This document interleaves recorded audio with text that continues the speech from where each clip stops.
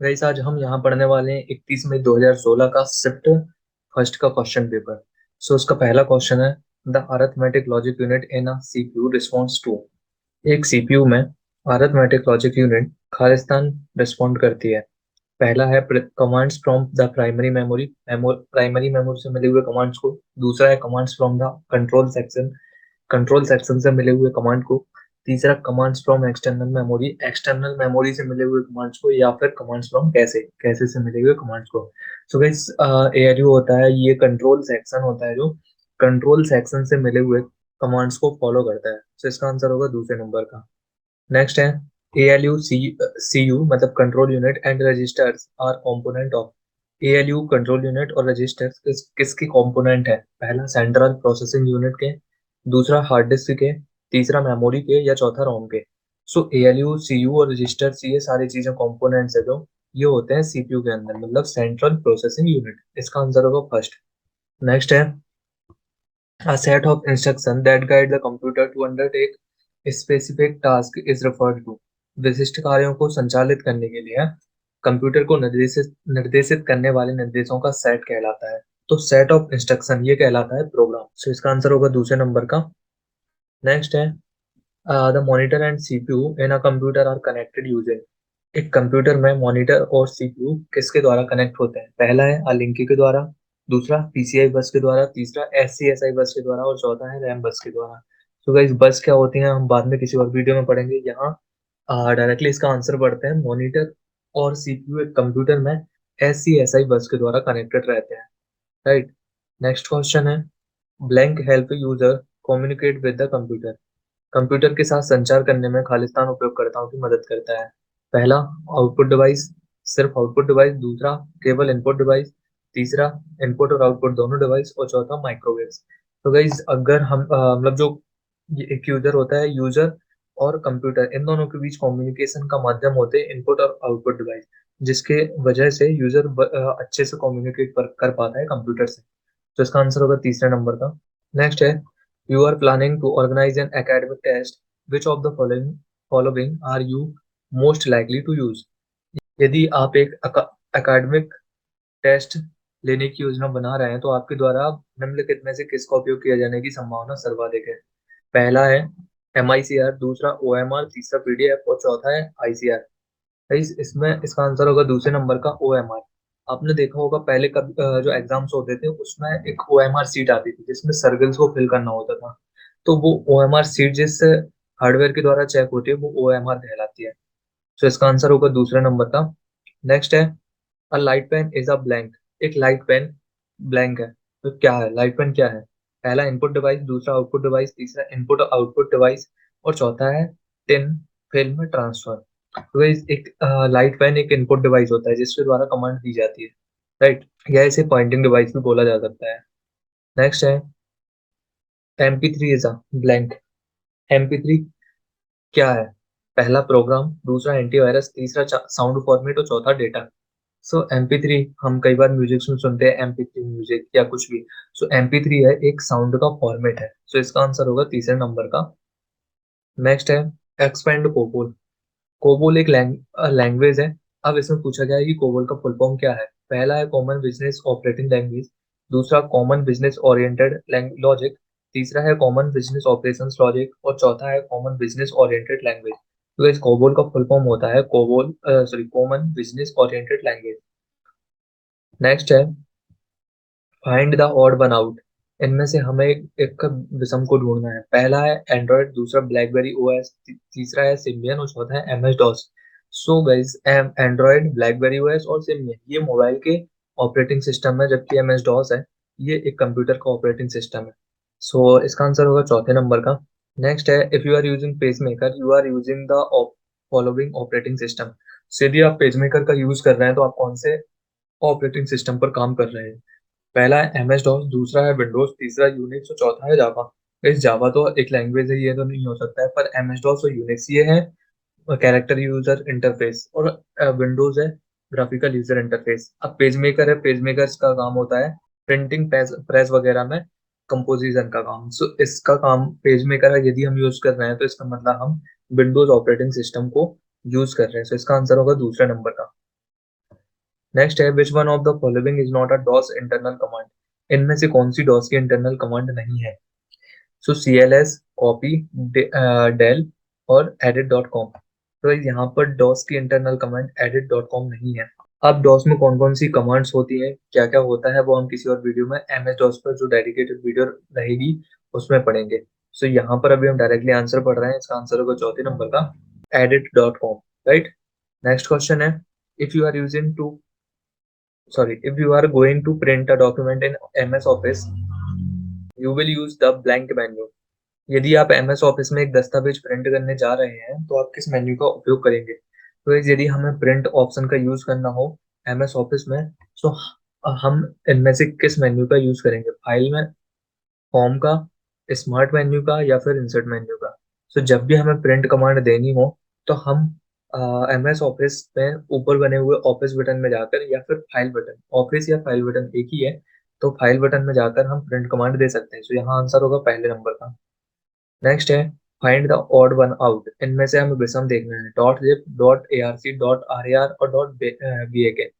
तो इस dot zip, dot ARC, dot AR, ये फाइल्स जिनको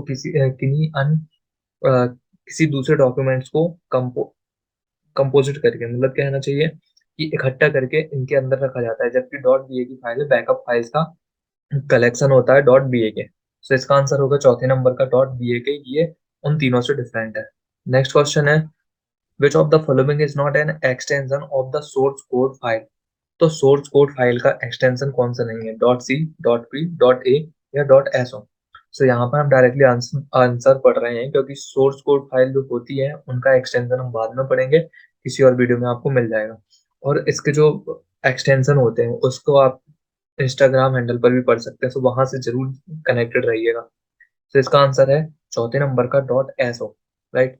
नेक्स्ट क्वेश्चन है if you use the key F1 you are trying to. यदि आप F1 की का उपयोग कर रहे हैं तो आप क्या कर रहे हैं? Reach out to help dialog box. आप dialog box, help dialog box open करने की कोशिश कर रहे हैं। दूसरा एक्टिवेट द मेन्यू बार को एक्टिव कर रहे हैं। तीसरा open the search option open कर रहे हैं। या चौथा रीनेम सेलेक्टेड फाइल्स को रीनेम कर रहे हैं। तो एक हमने ये पहले भी पढ़ा हुआ है कि हम अगर F1 की को प्रेस करते हैं तो उस विंडो के हेल्प मेन्यू में हम पहुंच जाते हैं। तो यहाँ आंसर होगा reach out to help dialog box, right? Next question है if you use window key plus E in MS Windows you will। यदि आप विंडोज में विंडो की प्लस ई का यूज कर रहे हैं तो आप क्या करना चाहते हैं? पहला है ओपन माई कंप्यूटर टैब। आप माई कंप्यूटर टैब खोलना चाहते हैं। दूसरा माई कंप्यूटर टैब करना चाहते हैं। तीसरा सर्च ओपन करना चाहते हैं। या फिर चौथा है रीच द डेस्कटॉप पर पहुंचना चाहते हैं। तो जब भी हम विंडो की प्लस ई बटन को प्रेस करेंगे इसका मतलब हम माई कंप्यूटर सेक्शन को ओपन कर रहे हैं। सो इसका आंसर होगा पहले नंबर का। नेक्स्ट क्वेश्चन है which of the following is not a difference between MS word 2003 and MS word 2007। इनमें से कौन सा MS वर्ड 2003 और MS वर्ड 2007 का डिफरेंस नहीं है? पहला है MS word 2003 use doc file format for saving text document, while MS word 2007 saves text files in docx format and doc format। दूसरा है MS file 2003 has ribbon but MS office 2007 does not have. तीसरा है MS office 2003 used GUI interface and MS office 2007 used GUI। चौथा है to save in MS office 2003 we use control plus S, in MS office 2007 to save we use control plus F.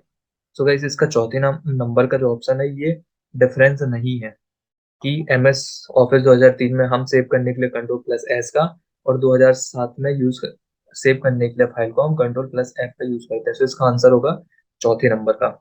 Next question है you are using MS excel and use the function D count what will happen. यदि आप MS Excel use कर रहे हैं और उसमें D count function का use करते हैं तो इससे क्या होगा? पहला है reach the cells that contains number in database. उन सेलों तक पहुंचेंगे जिसमें डेटाबेस में केवल नंबर्स भरी हुई है। दूसरा है return the maximum value from selected database. तो डेटाबेस में से सबसे बड़ी नंबर को रिटर्न करेगा, मतलब आपको रिजल्ट में देगा। Add the numbers in the field, जो नंबर्स हैं फील्ड में उनको ऐड कर देगा। और चौथा है get the interest rate for selected fields, जो सिलेक्टेड फील्ड फील्ड्स हैं उनमें इंटरेस्ट रेट बता देगा।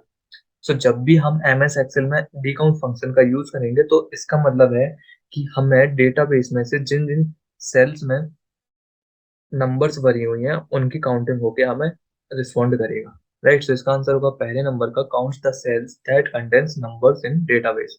राइट, नेक्स्ट क्वेश्चन है dBase, FoxPro, Oracle and Sybase are. DBase, FoxPro, Oracle and Sybase क्या है? ये पहला डीबीएमएस सॉफ्टवेयर है, दूसरा ऑपरेटिंग सिस्टम है, तीसरा ट्रेन टाइप है और चौथा कोर्स है। तो ये सारे चारों चीजें मतलब डीबेस, फॉक्सप्रो, ओरेकल और साइबेस, ये चारों डीबीएमएस सॉफ्टवेयर के एग्जाम्पल हैं। डीबीएमएस क्या होता है? डेटाबेस मैनेजमेंट सिस्टम, जिनमें डेटाबेस को मैनेज किया जाता है। तो इसका आंसर होगा पहले नंबर का। नेक्स्ट क्वेश्चन है if you are using MS access and use control plus N, you are. जब हम एमएस एक्सेस यूज कर रहे हैं और कंट्रोल प्लस एन दबाते हैं तो इसका मतलब आप क्या कर रहे हैं? पहला है क्रिएटिंग अ न्यू डेटाबेस, एक नया डेटाबेस तैयार कर रहे हैं। दूसरा ओपनिंग एन एग्जिस्टिंग डेटाबेस, पहले से सेव डेटाबेस को आप ओपन कर रहे हैं। तीसरा है create a new database object, एक नया डेटाबेस ऑब्जेक्ट को तैयार कर रहे हैं। और चौथा है प्रिंट द करंट ऑब्जेक्ट, जो भी करंट ऑब्जेक्ट है उसको प्रिंट कर रहे हैं। तो जब भी हम कंट्रोल प्लस एन दबाएंगे तो इसमें हम एक नया डेटाबेस तैयार करने के लिए पहुंच जाएंगे। तो इसका आंसर होगा पहले नंबर का, creating a new database. Next question है which among the following devices shares network in relatively shorter area. इनमें से कौन सी डिवाइस है जो बिल्कुल छोटे से छोटे नेटवर्क एरिया को साझा करता है, मतलब कि शेयर करता है? सो पहला है वाईफाई, दूसरा ब्लूटूथ, तीसरा लैन और चौथा है वैन। तो सबसे एरिया जो कवर करता है वह है Bluetooth device. Right, Bluetooth device से कम एरिया ही कवर हो पाता है। तो इसका आंसर होगा दूसरे नंबर का। नेक्स्ट है what is meant by protocol. Protocol का मतलब क्या है? पहला, it is a set of rules that covers all aspect of information communication. यह इंफॉर्मेशन कम्युनिकेशन के सारे एस्पेक्ट्स को संचालित करने का दिए जाने वाले रूल्स का एक सेट है। राइट, दूसरा है it defines the hardware required for network. यह नेटवर्क के लिए रिक्वायर्ड हार्डवेयर को डिफाइन करता है। तीसरा है it defines the security required. यह सिक्योरिटी जो रिक्वायर्ड है उसको डिफाइन करता है। और तीसरा इट इज अ फाइल, यह एक फाइल है। सो प्रोटोकॉल होता है guys, it is a set of rules that govern all aspect of information communication. मतलब यह एक नियमों का समूह होता है जो सूचना संचार यानी कि इंफॉर्मेशन कम्युनिकेशन के सभी पहलुओं को नियंत्रित करता है। तो इसका आंसर होगा पहले नंबर का। नेक्स्ट क्वेश्चन है what does TLB stand for. TLB का फुल फॉर्म क्या होता है? तो टीएलबी का फुल फॉर्म होता है translation look aside buffer. Translation look aside buffer, answer होगा दूसरे नंबर का। नेक्स्ट है what does the condition of रैंडेज बस अराइज। रैंडेज बाइस की स्थिति कब उत्पन्न होती है? जब संदेश भेजने की प्रक्रिया में, मतलब मेल भेजने की प्रोसेस में जो संदेश भेजने वाला मतलब जो सेंडर होता है वह ब्लॉक हो जाता है। कब तक ब्लॉक रहता है? जब तक कि मेल पहुंच नहीं जाता। दूसरा है जब संदेश भेजने की प्रक्रिया में संदेश भेजने वाला तथा प्राप्त करने वाला दोनों ही ब्लॉक हो जाते हैं जब तक कि संदेश पहुंच नहीं जाता। मतलब कि जब मेल करते हैं तो इसमें सेंडर और रिसीवर दोनों ब्लॉक रहते हैं तब तक कि मेल पहुंच नहीं जाता। तीसरा है यह एक ऐसी स्थिति है जब दो विशिष्ट संस्थाओं द्वारा एक ही समय पर एक दूसरे को संदेश भेजे जाते हैं। मतलब कि यह एक ऐसा सिचुएशन क्रिएट होती है जब दोनों सेंडर और रिसीवर एक दूसरे को एक ही समय में दूसरा मेल भेजते हैं। और चौथा है जब दो प्रोग्राम एक साथ इस्तेमाल किए जाते हैं, मतलब कि दो प्रोग्राम कोई एक साथ इस्तेमाल करे जा रहे हैं तब की स्थिति। सो गाइस रैंडेज बस की सिचुएशन तब क्रिएट होती है जब सेंडर्स और रिसीवर्स दोनों ब्लॉक हो जाते हैं रहते हैं जब तक कि मेल पहुंच नहीं जाता। सो इसका आंसर होगा दूसरे नंबर का। नेक्स्ट क्वेश्चन है if a file is deleted you may find it in. यदि कोई फाइल डिलीट हो जाती है तो आप यहाँ इसे कहाँ पाएंगे? पहला है माई कंप्यूटर फोल्डर में, दूसरा फाइल फोल्डर में, तीसरा माई पिक्चर फोल्डर में और चौथा है रिसाइकिल बिन में। सो इसे हम पहले भी पढ़ चुके हैं कि कोई भी चीज यदि कंप्यूटर से डिलीट हो जाती है तो वह मिलेगी रिसाइकिल बिन में। सो इसका आंसर होगा चौथे नंबर का। नेक्स्ट है in Windows XP, XP stands for. Windows XP में एक्सपी का मतलब है पहला एक्स्ट्रा प्रोसेसर, दूसरा एक्स्ट्रा परफॉर्मेंस, तीसरा एक्स्ट्रा पोटेंट और चौथा है एक्सपीरियंस। सो गाइस यहाँ पे विंडोज एक्सपी का एक्सपी का फुल फॉर्म होता है एक्सपीरियंस। सो इसका आंसर होगा चौथे नंबर का। नेक्स्ट है if you are using MS word and use control plus R you are. If you are using MS word and use control plus R you are. जब आप MS word use कर रहे हैं और उसमें control plus are shortcut की का use करते हैं तो इसका मतलब आप क्या कर रहे हैं। पहला aligning the text to the right, आप टेक्स्ट को राइट साइड अलाइन कर रहे हैं। दूसरा रीडूइंग द लास्ट कमांड, आप पिछले कमांड को फिर से कर रहे हैं। तीसरा है sending the file to recycle bin, आप फाइल को रिसाइकिल बिन में सेंड कर रहे हैं। चौथा है sending the file as attachment, file को अटैचमेंट के रूप में भेज रहे हैं। तो गाइस जब भी हम कंट्रोल प्लस आर शॉर्टकट की का यूज करते हैं एमएस वर्ड में तो इसका मतलब होता है कि हम जो टेक्स्ट है या पैराग्राफ है उसको हम राइट साइड अलाइन कर रहे हैं। तो इसका आंसर होगा पहले नंबर का aligning the text to the right. Next है dot B A K is a blank file. Dot B A K किस टाइप की फाइल है, किस टाइप की फाइल का एक्सटेंशन है। पहला extension for a backup file, एक बैकअप फाइल का एक्सटेंशन। दूसरा बैच फाइल का एक्सटेंशन, कंप्रेस्ड फाइल के लिए एक्सटेंशन, या फिर ऑब्जेक्ट फाइल के लिए extension. So dot B A K is a extension for a backup file, मतलब ये एक बैकअप फाइल के लिए एक्सटेंशन है। इसका आंसर होगा पहले नंबर का। नेक्स्ट क्वेश्चन है which among the following comes at the top of hierarchy. इसमें से कौन सा, जो नीचे ऑप्शन दिए गए हैं इनमें से कौन सा हायरार्ची के सबसे ऊपर रहता है। पहला है पेरेंट डायरेक्टरी, दूसरा रूट डायरेक्टरी, तीसरा है वर्किंग डायरेक्टरी और चौथा है होम डायरेक्टरी। सो वैसे डायरेक्टली इसके आंसर को देखते हैं। इसका है रूट डायरेक्टरी दूसरे नंबर का। अब ये जो हायरार्ची होता है वो क्या होगा हम वो बाद में किसी वीडियो में पढ़ेंगे। और हायरार्ची में कौन सा टॉप में होता है, कौन सा बीच में होता है, या पूरा हायरार्ची होती है उसमें कौन कौन सी लेवल्स होती हैं, वो सब आपको उसका हायरार्ची बनी मिल जाएगी इंस्टाग्राम पेज पर। सो उससे जरूर कनेक्ट हो जाइएगा ताकि आपको टाइम टाइम पर अपडेट्स मिलती रहें।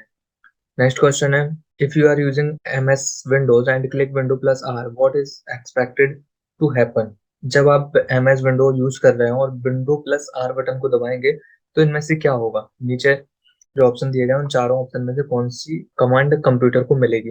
पहला है you will reach the desktop, आप डेस्कटॉप पर पहुंच जाएंगे। दूसरा you will reach windows help dialog box, आप विंडोज हेल्प डायलॉग बॉक्स में पहुंच जाएंगे।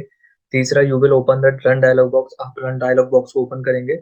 और चौथा है you will minimise all the windows, आप सारी विंडोज को मिनिमाइज कर देंगे। तो इस जब भी हम विंडो प्लस आर बटन को दबाते हैं तो इसका मतलब हम रन कमांड या रन डायलॉग बॉक्स को ओपन कर रहे हैं। इसका आंसर होगा तीसरे नंबर का। नेक्स्ट है what is the standard protocol for internet. Internet के लिए इनमें से कौन सा स्टैंडर्ड प्रोटोकॉल है। Java, C plus plus, TCP IP या फिर फ्लैश। तो इसमें से प्रोटोकॉल है टीसीपी और आईपी। तो आंसर होगा तीसरे नंबर का। नेक्स्ट है dot O R G domain is usually used by. Dot O R G domain किसके द्वारा यूज करा जाता है। सो हमने ये पिछले क्वेश्चन पेपर में भी आया था कि डॉट ओ आर जी और जो डोमेन है वो कौन सी कंपनीज के द्वारा या किसके द्वारा यूज करा जाता है।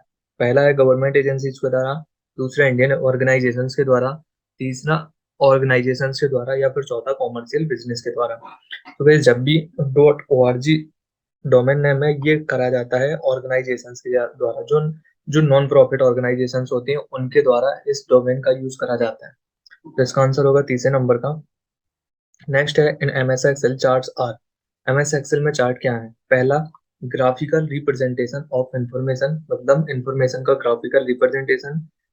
दूसरा है tool used for writing mathematical formula, mathematical formula लिखने का टूल होता है। Tool for inserting hyperlink, hyperlink insert करने का कोई टूल है। और चौथा है tool for linking data sheets को लिंक करने के लिए। सो गाइस चार्ट होते हैं डेटा का ग्राफिकल रिप्रेजेंट। सो गाइस इसका आंसर होगा पहले नंबर का graphical representation of information. Next question है a pie chart can represent. एक पाई चार्ट क्या रिप्रेजेंट करता है। पहला only a single data points and series, एक ही प्रकार का डेटा। दूसरा है multiple data points and series, मतलब कई प्रकार का डेटा। तीसरा है two data points and series, मतलब दो प्रकार का डेटा। और चौथा है three data points and series, तो तीन प्रकार का डेटा। सो पाई चार्ट एक प्रकार का ही डेटा को रिप्रेजेंट करता है, मतलब कि ओनली सिंगल डेटा पॉइंट्स या फिर सीरीज। इसका आंसर होगा पहले नंबर का। नेक्स्ट क्वेश्चन है if a chart has to be drawn comparing the production of different food grain in the last 10 years you would use। यदि पिछले 10 वर्षों में विभिन्न खाद्यान्नों के उत्पादन की तुलना के लिए एक चार्ट तैयार करना है, तो हम इनमें से कौन से चार्ट को तैयार करेंगे? एक पाई चार्ट को, एक डोनट चार्ट को, एक रडार चार्ट को, या फिर एक बार चार्ट को? तो यहाँ अगर हमें एक मतलब एक से ज्यादा प्रकार का डेटा है और हमें उनकी तुलना करना है, आपस में तुलना करना है, तो उसके लिए हम एक बार चार्ट का यूज कर सकते हैं। बार चार्ट के द्वारा जो कंपैरिजन है वो बड़े आसानी से समझ में आ जाता है। तो इसका आंसर होगा चौथे नंबर का। नेक्स्ट क्वेश्चन है, if we are establishing an ATM, we are required to establish a blank network. यदि हम एक एटीएम लगा रहे हैं तो हमें कौन से प्रकार के नेटवर्क की जरूरत होगी? पैन, वैन, लैन या फिर टैन? सो यहाँ अगर हम एक एटीएम लगाते हैं तो हमें उसके लिए वाइड एरिया नेटवर्क की जरूरत होती है, मतलब वैन की, WAN। राइट, इसका आंसर होगा दूसरे नंबर का। नेक्स्ट क्वेश्चन है, what does RIP stands for in networking parlance? Networking की भाषा में RIP का फुल फॉर्म क्या है? पहला है राउटिंग इंफॉर्मेशन प्रोटोकॉल, दूसरा रेस्ट इन पीस, तीसरा रीअश्योर्ड इंफॉर्मेशन प्रोटोकॉल, और चौथा है रेनबो इंफॉर्मेशन पैनल। सो इस RIP का फुल फॉर्म होता है राउटिंग इंफॉर्मेशन प्रोटोकॉल। आंसर होगा पहले नंबर का। नेक्स्ट क्वेश्चन है, स्पूफिंग, मैस्कुरेड एंड फिशिंग अटैक्स। मैस्कुरेड और फिशिंग हमले हैं इंस्टेंसेस ऑफ नेटवर्क थ्रेट्स, यानी कि नेटवर्क खतरों के उदाहरण। दूसरा है instance of failure of network, network की विफलता के उदाहरण। Instances of losing network connectivity, network संयोजकता भंग होने के उदाहरण। और लास्ट है नेम ऑफ एंटीवायरस, एंटीवायरस के नाम। सो स्पूफिंग, मैस्कुरेड और फिशिंग, ये सब है नेटवर्क के खतरों के उदाहरण। सो इसका आंसर होगा पहले नंबर का।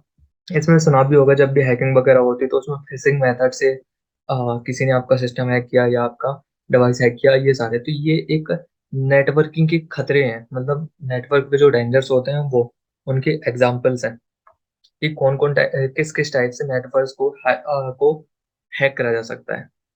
राइट। नेक्स्ट क्वेश्चन है, if you are using MS access then you are using यदि हम MS एक्सेस यूज कर रहे हैं तो आप क्या यूज कर रहे हैं? पहला, डिस्ट्रीब्यूटेड डेटाबेस प्रबंधन प्रणाली। दूसरा है रिलेशनल डेटाबेस मैनेजमेंट सिस्टम। तीसरा है object oriented database management system, और चौथा है रोटेशनल डेटाबेस मैनेजमेंट सिस्टम। तो जब भी हम MS एक्सेस यूज करते हैं, इसका मतलब होता है कि रिलेशनल डेटाबेस मैनेजमेंट सिस्टम को हम यूज कर रहे हैं। राइट। तो इसका आंसर होगा दूसरे नंबर का। नेक्स्ट क्वेश्चन है, while making an while making a MS PowerPoint presentation, you need to go back to a slide. What would you do to do so conveniently? एक MS PowerPoint प्रदर्शन बनाते समय यदि आपको एक स्लाइड पीछे जाने की जरूरत पड़ती है, तो आपको आसानी से ऐसा करने के लिए क्या करना होगा? पहला है कंट्रोल और फिर स्लाइड नंबर दबाना होगा। दूसरा एंटर और फिर स्लाइड नंबर दबाना होगा। तीसरा स्लाइड नंबर और फिर एंटर दबाना होगा, और चौथा स्लाइड नंबर और फिर कंट्रोल दबाना होगा। तो जब भी हम पावर पॉइंट यूज करते हो और हमें एक स्लाइड पीछे जाना है, तो हम पहले स्लाइड नंबर और उसके बाद एंटर बटन दबाएंगे। राइट। सो इसका आंसर होगा तीसरे नंबर का। नेक्स्ट क्वेश्चन है, what will happen if you hold both the right and the left key of the mouse for 2 second while in slide show mode of a presentation? Presentation के slide show mode में यदि आप 2 second तक left और right दोनों click को दबा के रखते हैं तो क्या होगा? आप स्लाइड शो प्रणाली से बाहर आ जाएंगे। दूसरा, आप प्रदर्शन की पहली स्लाइड पर पहुंच जाएंगे। तीसरा, विंडो बंद हो जाएगी। और चौथा, आप प्रदर्शन की अंतिम स्लाइड पर पहुंच जाएंगे। सो गाइस, जब भी ऐसा होता है कि हम प्रेजेंटेशन दे रहे होते हैं और हम अगर माउस से दोनों क्लिक, मतलब लेफ्ट और राइट क्लिक को एक साथ दबाकर रखते हैं 2 सेकंड तक, तो अपने आप विंडो बंद हो जाएगी। राइट। सो इसका आंसर होगा तीसरे नंबर का, विंडो बंद हो जाएगी। नेक्स्ट क्वेश्चन है, C3 is equal to 1.1 E4 in MS excel will mean. MS excel में C3 is equal to 1.1 E4 का मतलब होगा, पहला, the that cell C3 is equal to cell E4, C3 cell E4 के equal होगी। दूसरा, that cell C3 is 1.1% of cell E4, cell C3 E4 के 1.1% होगी।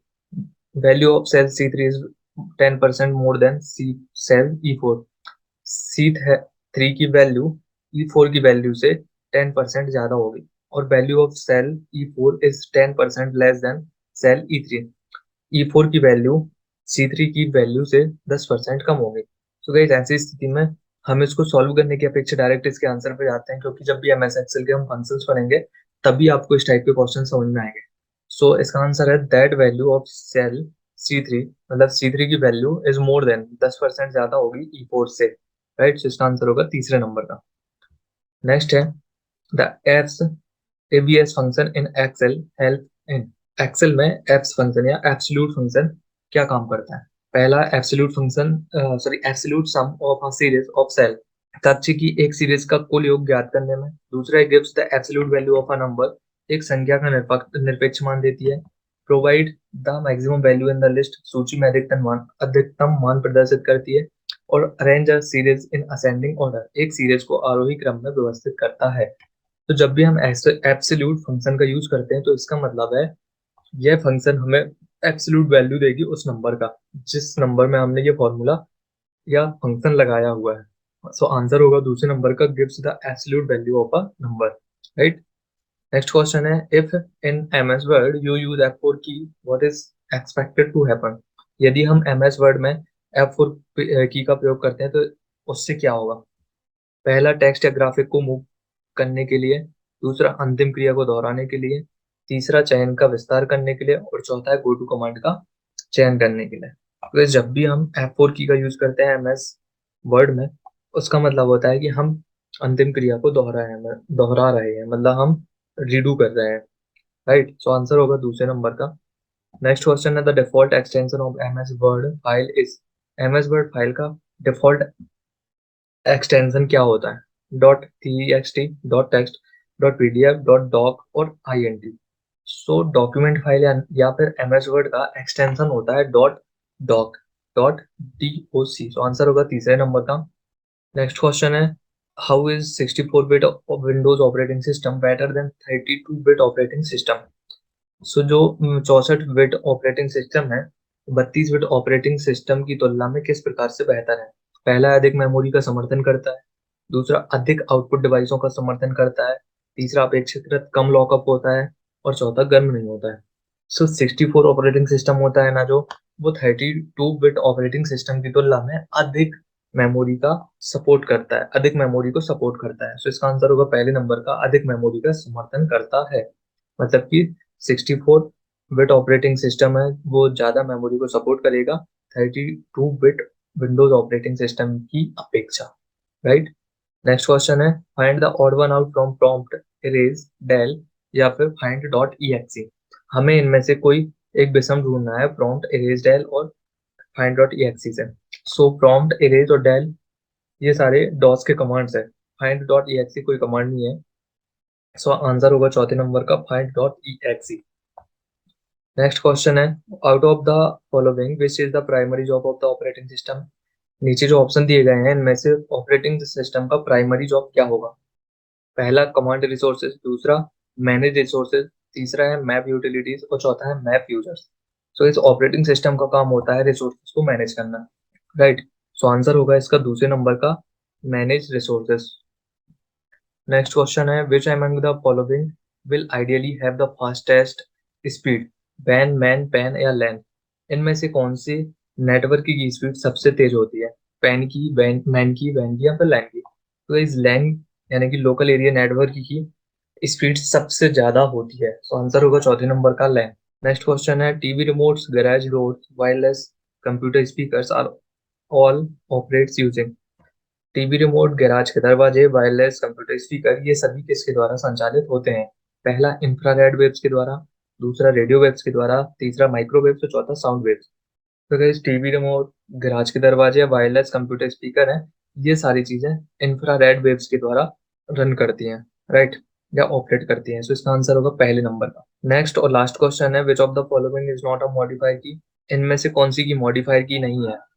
अल्ट, कंट्रोल, शिफ्ट और F1 F2 यानी कि फंक्शन कीज।